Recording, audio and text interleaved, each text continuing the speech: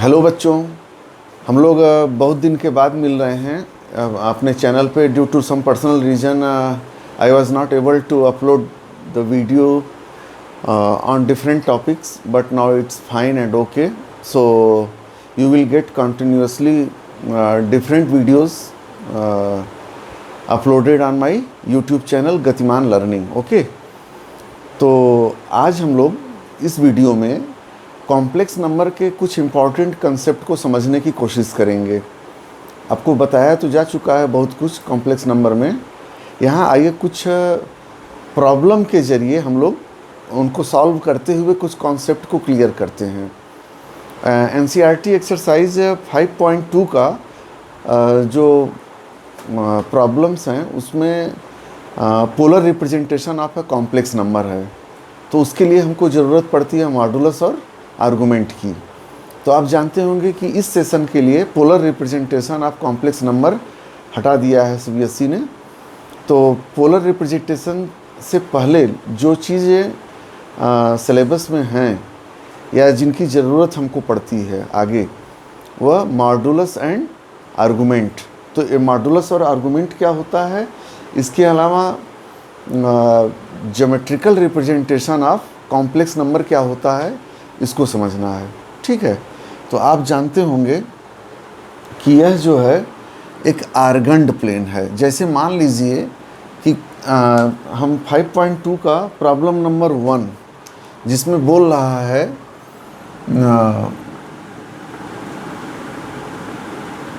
एक complex number दिया हुआ है -1 - i√3, z is equal to -1 - i√3 ये दिया हुआ है। बोल रहा है इसका मॉडुलस बताइए और इसका आर्गुमेंट बताइए।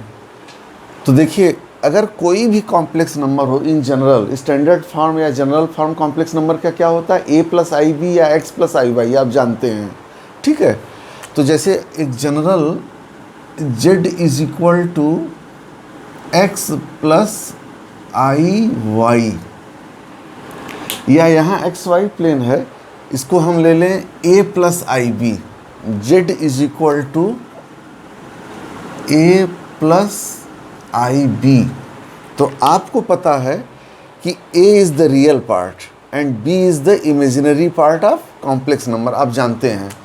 इसीलिए इसको हम लोग लिखते हैं real part of complex number is a and imaginary part of complex number of this complex number is b। Okay, so this complex number z is equal to a + ib can be represented in this plane.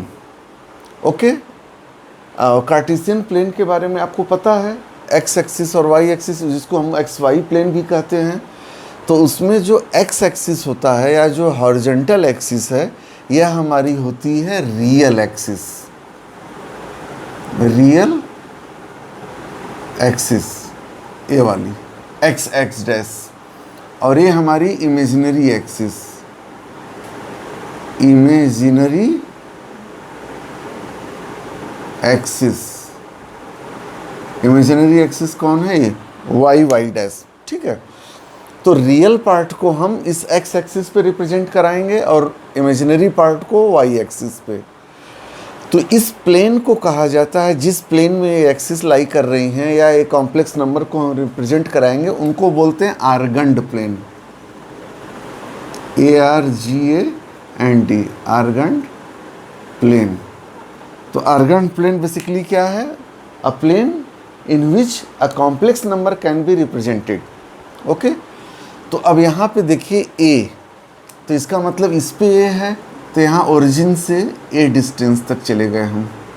यहाँ a क्या हो जाएगा, a, 0, और a imaginary इस axis पे b, मान लीजिए यहाँ कहीं b है सपोज करिए, तो इसको इस पॉइंट का कोऑर्डिनेट क्या होगा, 0,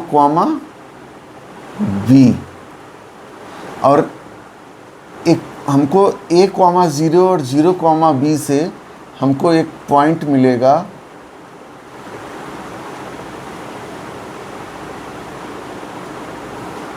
देखिए यहाँ जो पॉइंट मिलेगा ए पॉइंट, ये हो जाएगा ए कॉमा बी, और इस पॉइंट को हम कह सकते हैं कि ये पॉइंट है P, A point A comma B, और यही पॉइंट पी इस कॉम्प्लेक्स नंबर को रिप्रेजेंट कर रहा है। Point P represents the given complex number A plus i B, ठीक है। और पी का कोऑर्डिनेट क्या हो गया, ए कॉमा बी, और पॉइंट पी कॉम्प्लेक्स नंबर को रिप्रेजेंट कर रहा है। मान लीजिए एग्जाम में एक नंबर का क्वेश्चन आ गया कि 5 माइनस 3i को आप रिप्रेजेंट कराइए, रिप्रेजेंट या give the graphical representation of a complex number 5 minus 3i, तो क्या करेंगे, 5 हो गया रियल पार्ट, तो लिखेंगे R E Z is equal to 5 और imaginary Z is equal to -3, क्योंकि कंपैरिजन इससे होगा। अगर यहाँ कर लेंगे z is equal to 5 minus 3i, तो इसको अगर कंपेयर करेंगे a प्लस आई बी से, तो 5 माइनस 3i को आप क्या लिख सकते हैं, देखिए इसको लिख सकते हैं 5 प्लस -3, तो a की जगह 5 और a क्या है, रियल पार्ट, तो आप क्या लिखेंगे, real z is equal to 5 और imaginary z is equal to i की जगह i और b की जगह -3, तो ये हो जाएगा -3। तो आपको अब पॉइंट चाहिए z, रियल पार्ट 5, तो यहाँ आप चलेगा इधर ओरिजिन से इधर राइटवर्ड्स 5 हो जाएगा, और इमेजिनरी z जो है हमारा इमेजिनरी पार्ट -3, तो माइनस हमको ये वाली एक्सिस है ओ वाई डैश, इस पे हमको माइनस मिल रहा है, तो -3 मान लीजिए यहाँ मिला और यहाँ 5 मिला, तो ये जो पॉइंट होगा, और आप जानते हैं कि x पॉजिटिव और y निगेटिव फोर्थ क्वाड्रेंट, तो इस क्वाड्रेंट में कहीं आएगा, ठीक। और उस पॉइंट को यहाँ डॉट लगा करके आप रिप्रेजेंट कर देंगे, that will be your graphical representation, ठीक है। अब आइए हम लोग अपने ओरिजिनल इस पे लौटते हैं प्रॉब्लम पे। तो ये जो पॉइंट P है यह इस कॉम्प्लेक्स नंबर को रिप्रेजेंट कर रहा है, और पॉइंट P के कोऑर्डिनेट क्या हैं, आर्गेंट प्लेन में a कॉमा b, ठीक। अब हमारा जो मॉडुलस होता है, modulus is the distance from the origin to the point P which represents the given complex number. तो इसका मतलब इस OP को अगर आप ज्वाइन करा देंगे OP को, तो क्या हो जाएगा आपका, यही कॉम्प्लेक्स नंबर हो जाएगा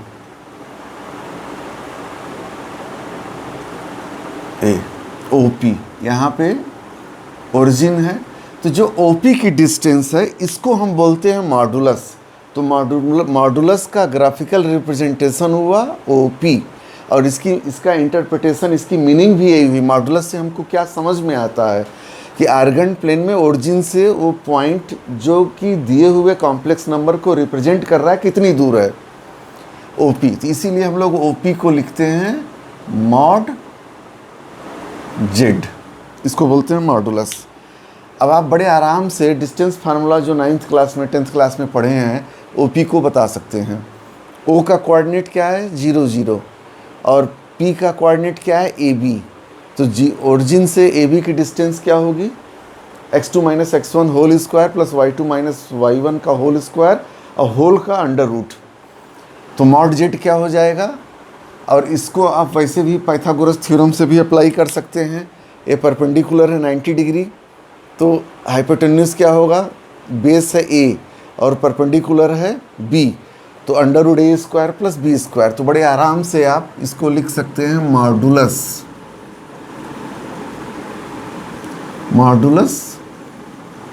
Z, इसको हम लोग रिप्रेजेंट करते हैं मॉड Z से, और ये क्या हो जाएगा, under root A square plus B square.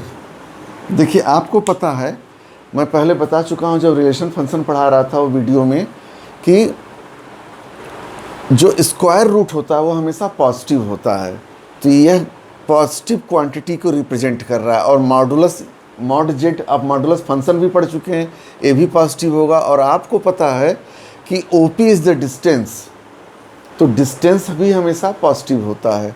ठीक है, डिस्टेंस, टाइम, ये सब पॉजिटिव क्वांटिटी हमेशा है। तो ये हो गया ए स्क्वायर प्लस बी स्क्वायर, ये तो मॉडुलस हुआ। अब आर्गुमेंट क्या हुआ? आर्गुमेंट होता है कि यह जो ओ पी है, पॉइंट डिस्टेंस या लाइन, इसको हम लोग एक्चुअली यहाँ पे रे बनाते हैं। जो ग्राफिकल रिप्रेजेंटेशन में आपको ध्यान रखना है कि जो पॉइंट होगा ओरिजिन से जब मिलाएंगे तो यहाँ रे बनाएंगे, ध्यान रखिएगा। नहीं, अगर ये रे नहीं बनाएंगे तो मार्क्स कट जाएगा, तो अलर्ट रहिएगा यहाँ। ठीक है, तो यहाँ पे आपको जो O P positive X axis से एंगल बना रहा है उसको हम बोलते हैं आर्गुमेंट। तो आर्गुमेंट जिसको हम लिखते हैं ए आर जी जेड। अब बताइए ये कितना एंगल बना रहा है? यहाँ देखिए, पॉजिटिव एक्स एक्सिस से ए मान लीजिए यह थीटा है। ठीक है, तो थीटा की वैल्यू क्या होगी? थीटा की वैल्यू, थीटा कुछ इस तरह से है कि tan theta is equal to B upon A. इतनी बात तो पक्की है। आप टेंजेंट का फार्मूला अप्लाई कर दीजिए, परपेंडिकुलर अपॉन बेस, तो tan थीटा क्या हो गया? B upon A. यहाँ क्लियर है? tan theta is equal to B upon A. और ये पॉजिटिव एक्स एक्सिस से बना रहा है, O X is the positive X axis, और एंटी क्लॉकवाइज गए तो ये हो गया। तो theta is such that tan theta is equal to B by A. इस तरह से आप आंसर लिख सकते हैं। लेकिन ऐसा देखा गया है, अपने एक्सपीरियंस के बेस पे हम कह सकते हैं कि आपको जो भी थीटा आएगा वो स्टैंडर्ड एंगल आएंगे, जैसे 30 डिग्री, 45 डिग्री या 60 डिग्री। ठीक है, इस तरह से आएंगे एंगल। लेकिन मान लीजिए अगर ऐसा नहीं आया, अब सपोज़ करिए कि अगर 5 + 3i होता, तो 3i का मतलब क्या? A3 परपेंडिकुलर 3 और बेस 5, तो आ जाता tan theta is equal to 3/5। अब 3/5 के लिए आप नहीं, स्टैंडर्ड एंगल नहीं बता सकते। अगर 1 आता तो आप बोल देते 45 डिग्री। ठीक है, 1/√3 आता तो आप बोल देते 30 डिग्री, दैट इज़ π/6। अगर √3 आता तो आप बोल देते tan 60, दैट इज़ π/3। लेकिन यहाँ नहीं है, तो आप वही बताएंगे कि argument of the given complex number is theta such that tan theta is equal to 3/5। Actual में आर्गुमेंट एंगल का नाम है, the measurement of the angle between the positive X axis and the line O P. ठीक, तो ये हो गया आपका आर्गुमेंट। लेकिन यहाँ कंडीशन है आर्गुमेंट के लिए। कंडीशन क्या है? वो कंडीशन ये है कि जब भी कैलकुलेशन होगा tan थीटा, देखिए इसके लिए एक रिप्रेजेंटेशन ये भी होता है, implies that theta is equal to tan inverse b by A. tan inverse. अब tan खुद एक फंक्शन है, ट्रिग्नोमेट्रिक फंक्शन की एक वैरायटी है tan। अब उसका इन्वर्स, तो इन्वर्स फंक्शन क्या होता है ये हम लोग क्लास 12th में पढ़ेंगे। और वैसे जब फंक्शन के बाद 12th में एक चैप्टर इन्वर्स ट्रिग्नोमेट्रिक फंक्शन तो यहाँ पढ़ लिए 11th में। डोमेन क्या होता है, रेंज क्या होता है, ग्राफ क्या होता है, पीरियोडिसिटी क्या होती है। ठीक है, लेकिन इन्वर्स ट्रिग्नोमेट्रिक फंक्शन ये हम लोग 12th में पढ़ेंगे। तो आपको इसीलिए यहाँ कंफ्यूज नहीं होना है कि tan इन्वर्स का क्या मतलब हुआ। ठीक है, ये रेसिप्रोकल किया गया, ऐसे आप समझ सकते हैं यहाँ अभी तक के लिए। अब इसमें कंडीशन क्या है कि थीटा जो है वह पाई से -पाई के बीच का होना चाहिए। थीटा -पाई से बड़ा होना चाहिए और पाई से छोटा या पाई के बराबर हो सकता है। यह इंटरवल है थीटा का, इसके बीच में ही आर्गुमेंट लाई करना चाहिए। और आपको क्वेश्चन जानबूझ के एग्जाम में ऐसे आते हैं कि इस इंटरवल में ना पड़े, तो आपको कन्वर्ट करना होता है, क्योंकि आपको पता है कि जो ट्रिग्नोमेट्रिक फंक्शंस होते हैं वे अपनी वैल्यू को रिपीट करते हैं। इसीलिए पीरियोडिक फंक्शन है, after certain interval the same values are found.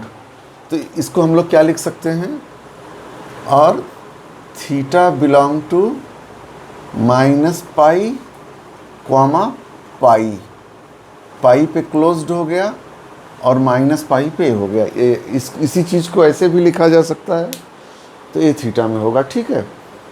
और आर्गुमेंट क्या है कि पॉजिटिव एक्स एक्सिस से ओपी कितना एंगल बना रहा है। अब आप आइए इस जो कॉन्सेप्ट जितना आपको बताया गया, इस कॉन्सेप्ट को अप्लाई करते हैं इस क्वेश्चन को सॉल्व करने में, ठीक। तो यहाँ देखिए कैसे सॉल्व होगा, यह आपको समझना है। यहाँ पे क्वेश्चन दिया हुआ है z is equal to -1 minus i root 3, ठीक है। अब आप ये सारी चीज़ें समझ गए कि इसमें आर्गुमेंट क्या होता है और मॉडुलस क्या होता है यहाँ पे। तो इसमें अब देखिए यहाँ पे इसका आपको पता है कि अगर कोई भी कॉम्प्लेक्स नंबर हो a प्लस आई बी, तो उसका जो मॉड जेड होगा वह √a² प्लस b²। तो इसमें इसका रियल पार्ट क्या है -1 और इमेजिनरी पार्ट क्या है -√3, ठीक है। तो आप इसको लिख सकते हैं real part of z is equal to -1 and imaginary part of the given complex number is -√3. So mod z is equal to √square of the real part plus square of the imaginary part. तो -1 का square plus -√3 का square, ए आ जाएगा। तो इसको जब solve करेंगे तो 1 + 3 ए आ जाएगा, √4, तो इज इक्वल टू 2।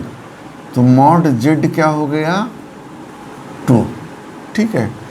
अच्छा ज़रा सा ये बताइए, अगर यही क्वेश्चन होता z is equal to 1 + i√3, तो उसके लिए क्या होता। अगर z is equal to 1 + i√3 होता तो यहाँ आ जाता +1 का स्क्वायर प्लस √3 का स्क्वायर, तब भी यही आंसर आता।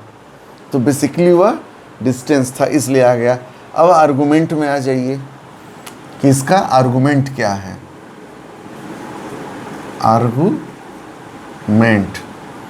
तो आर्गुमेंट को फाइंड करने के लिए इसको हम लोग पहले कॉम्प्लेक्स नंबर को आर्गेंट प्लेन में प्लॉट करते हैं। -1 -√3, तो -1 का मतलब यह कुछ OX' की तरफ होगा,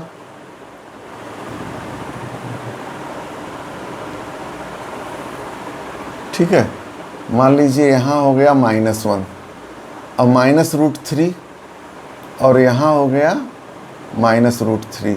ये y' है, ये y है, यह x है और यह x' है, आप जान रहे हैं, और यह ओरिजिन है O। तो इसको जब मिलाएंगे तो पॉइंट ऑफ इंटरसेक्शन हो जाएगा यहाँ से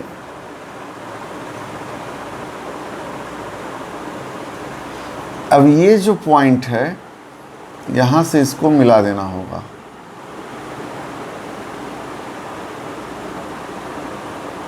इसको, और यहाँ आपको पता है कि एरो होता है, ये पॉइंट P हो गया। P के कोऑर्डिनेट क्या होंगे -1 -√3, -1 -√3। और देखिए पॉइंट P रिप्रेजेंट कर रहा है इस दिए हुए कॉम्प्लेक्स नंबर जो कि है -1 i√3 को, ठीक है। इस कॉम्प्लेक्स नंबर का ज्योमेट्रिकल या ग्राफिकल रिप्रेजेंटेशन हो गया, पॉइंट P का कोऑर्डिनेट है। अब डेफिनेशन क्या है, argument is the angle made with the positive X axis. OP कितना बना रहा है पॉजिटिव एक्स एक्सिस से। अब पॉजिटिव एक्स एक्सिस यानी OX से OP के बीच में कितना एंगल है। तो हम पॉजिटिव एक्स एक्सिस से दो तरीके से जा सकते हैं। एक तरीका तो ऐसे आ सकते हैं, ऐसे आ सकते हैं, और दूसरा तरीका क्या हो सकता है कि हम इधर से आ सकते हैं, ये ठीक इधर से आ सकते हैं, यहाँ से। माने ए वाला हो गया एंटी क्लॉकवाइज और ए वाला क्लॉकवाइज। एक क्लॉकवाइज, दो तरीके से हम पहुँच सकते हैं। तो अब यहाँ पर आपको देखना है, जब आप क्लॉकवाइज पहुँच रहे हैं तो ये वाला हमको बताना है, थीटा हमारा ये है, रिक्वायर्ड एंगल या रिक्वायर्ड आर्गूमेंट ये है थीटा। इसका देखिए यहाँ पे इसको हम क्यों नहीं ले पा रहे हैं, क्योंकि यहाँ जैसे ही इधर क्रॉस करेंगे यह पाई को क्रॉस कर गया, यानी ग्रेटर देन पाई हो गया। ये जो वैल्यू आएगी anti clockwise greater than pi हो जाएगी। यहाँ से चला, यहाँ पे पाई पहुँच गया, अब पाई को क्रॉस कर गया, तो हम इसको छोड़ करके इधर से लेंगे थीटा। अब इसको थीटा को कैलकुलेट करने के लिए हम इस ट्रायंगल का सहारा लेंगे। ये जो ट्रायंगल बन रहा है, राइट एंगल ट्रायंगल, इसमें मान लीजिए ये हमारे किसी काम का नहीं था, ये वाला एंगल, इसको इसलिए मिटा दिया गया। ये सपोज करिए कि यह इतना जो है अल्फ़ा है, ठीक। तो tan अल्फ़ा क्या होगा, या अल्फ़ा की वैल्यू क्या होगी, हमको इसमें परपेंडिकुलर पता है और बेस पता है, तो हम बड़े आराम से फाइंड कर सकते हैं। tan alpha perpendicular, tan alpha इसके लिए परपेंडिकुलर क्या है, √3। ये बेसिकली जो होता है हमारा आर्गुमेंट होता है, यह modulus of imaginary part of complex number upon real part of complex number. क्योंकि आप देखेंगे तो उसमें वही आएगा, जब इधर था तो b अपॉन ए, तो b क्या था, इमेजिनरी पार्ट था, और a क्या था, बेस रियल पार्ट था। वही चीज़ यहाँ आ गया, यह इमेजिनरी यानी √3 अपॉन, तो इसको हम लिख सकते हैं is equal to -√3 upon real part क्या है, -1, और यह मॉड में, तो इसकी वैल्यू क्या हो गई, √3।